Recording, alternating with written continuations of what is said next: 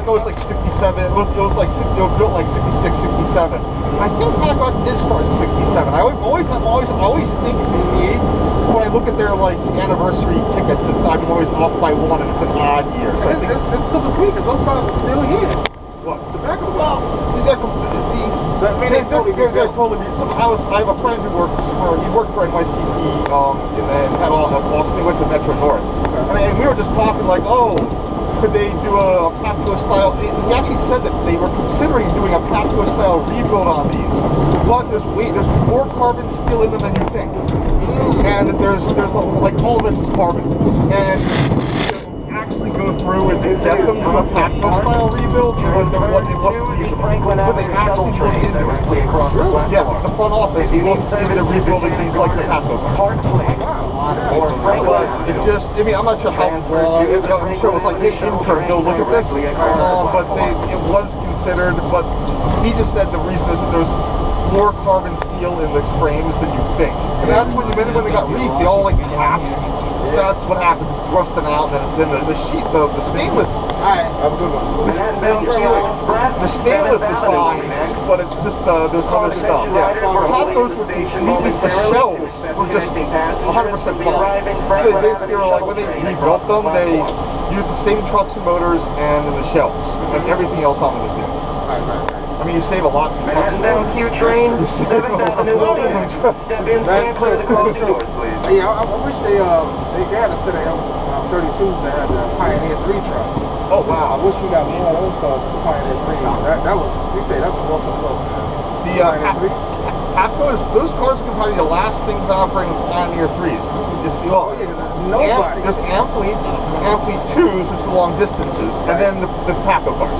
And those are gonna be around for at least until like 2035 at the earliest. I mean, they got a full rebuild. They'll be good for 20 years to come in. So those cars are gonna leave out of here like 70 years old. Depending on how you count age. So it's like I said, they ship at these. It's like they replaced all the parts on them except for the shell. Right. That's true. Wow, that's awesome. They're like 53. Yeah, I mean, well, there's two batches. There's the 67 cars, and there's the 1980s. Then there's about 75 of the first, and then 46 of the second. But they're all been rebuilt to the same standard. So 53 and let's say in the 40s. Yeah, and you have to, but people, I have the bill, I've read through the books and everything.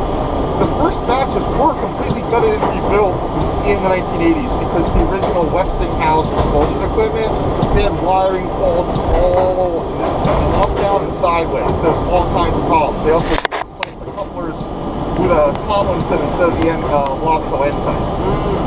So they, you can consider the very first batch to have been rebuilt once after 12 years, which is great. That's like the R46s. When they're not built right, you gotta rebuild them. Right. Exactly. And then they were fine for another 40 years, and then they were, by the way, by the end, what struck me on these is that they're, when the Patco cars are going out, I have another guy who works at Patco, he said that the first steps on the controllers were more, the cams were just circles.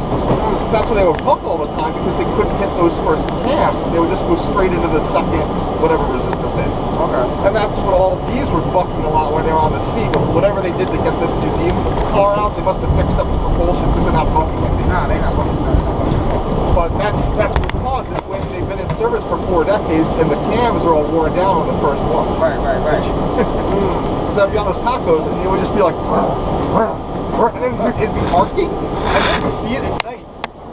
There'd be something where the control equipment would go to another thing, and then you would do this giant go, and this light would go. It was a show. They were becoming interesting. Yeah, wow. Yeah, that's cool. I never rode a Patco car. I never did that. It was such a smooth ride. I felt like I was riding a commuter rail car. They're more. They are essentially commuter rail cars, and that's right. It was really toward the end when they were under replacement because the rebuild got delayed by Alstom trying to do it. Like, it was harder for Alstom than they thought it was. You know, Patco still got a deal. They only cost them like a couple $100 million for the whole thing. Oh, that's not bad. But it took Alstom more time than they thought, and that's why the other cars are getting increasingly an issue. Oh, okay. I never could quite get what the arcing was. I mean, it was clearly something where it would just start. I don't know what it was, like what the problem was causing that, but you'd be in that front seat and you just hear you could hear it, right, and you'd see it at night.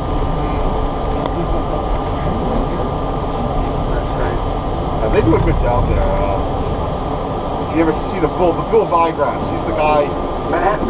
This guy named Bill Vigrass was this young, like, transit professional dude in the 60s. He basically was like, did a lot of the work on designing it was the GM, and he's still alive. He's like 90 something.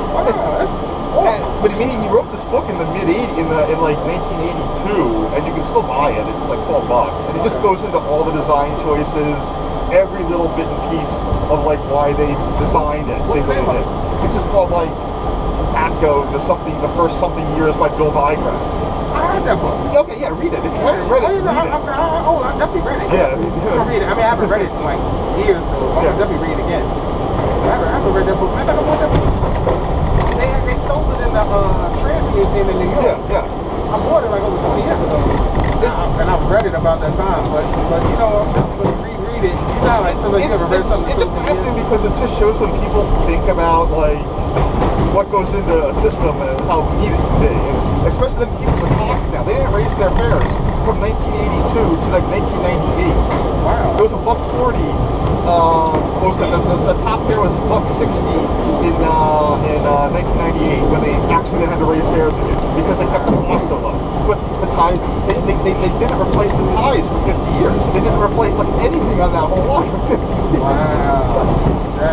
Then they had to put concrete. Then they went and did concrete and all this other stuff. So it was good for another 50 years. Wow. Then they finally just say, hey, you know what? Oh wow, this is the problem. We have to rebuild this whole line and put some money into it. I heard when they were taking the ties out, they were just falling apart. Oh, geez. They put them in '67, and then they replaced them in 1990, in like the early 2000s. Oh my God, that's a long time. That is, wow, that's deferred maintenance right here. Well, it still worked. It wasn't like the CTA where everything was going 10 miles an hour. Right. Oh my God. So the whole package was rebuilt. Yeah, it's new ties, new everything.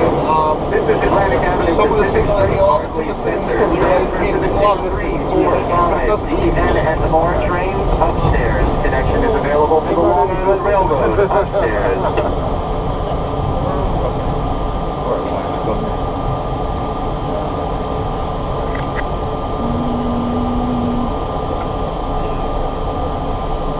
Sorry if I promote Philly a lot. Manhattan Q train, next stop, DeKalb Avenue. Step all the way in, step all the way in. Stand clear of the closing doors, please. SEPTA is its own thing, but Paco tries hard. The last old thing I wrote in Philly was the Silverliner 2. On the fan trips for those? Or just riding? I don't know. Actually, I wanted to go to a fan trip, but I had to go to work. But no, I just wrote it just on leisure.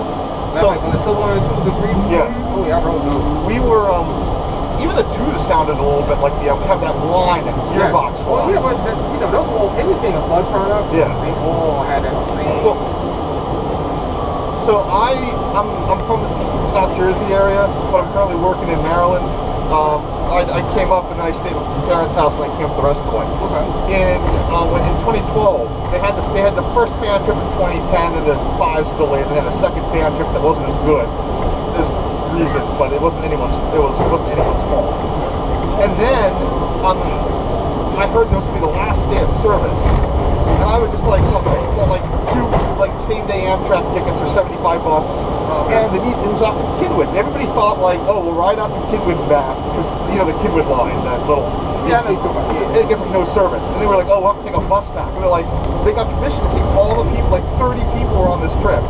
They got permission to take us all the way back in on a deadhead. Right. And they're like, oh, let's just keep going. They went to Market East, they went back to Third, it just kept going up. It was like, oh, we're not going to go to the yard, we'll like drop you off where you need to go. Because all the crew were all like, the fan community was the crew too. And they just kept driving all over the place. That's interesting. Yeah, that was, I didn't know what was going to happen. No one was planning for that, but they just came and was like, listen, anyone who wants to go back, you can get on, it's a non-rev, we're going to go straight back to the city. Okay. And then they're at 30th Street, was like, yeah, let's just go to Market East. And they're like, oh, let's go back to 30th Street. Yeah, Philly, I used to a lot of trips to Philly. I used to go to Philly. I used to be in Philly so much as to go to 6 borough in New York. Because RTSs, they used to have slant backs, Neo plans, all that good stuff. Even when the Navies was brand new, I remember coming out with their trolley bus system still works. It does its thing. It's there. yeah, I was about to say, I rode when they had the AM general. Oh, I never got. Yeah, that's nothing. They were out of that part to do that. I'm glad they brought back the. Even though they were rebuilt the PCCs on the 15, now they're trying to get rid of them again, and except it just doesn't want to run anything like with rail. And then they try to cut stuff, and then basically politicians have to tell them like, hey, no. Wow. They want to get rid of it. They rebuilt that whole line. Express. Just Canal Street will be broken again.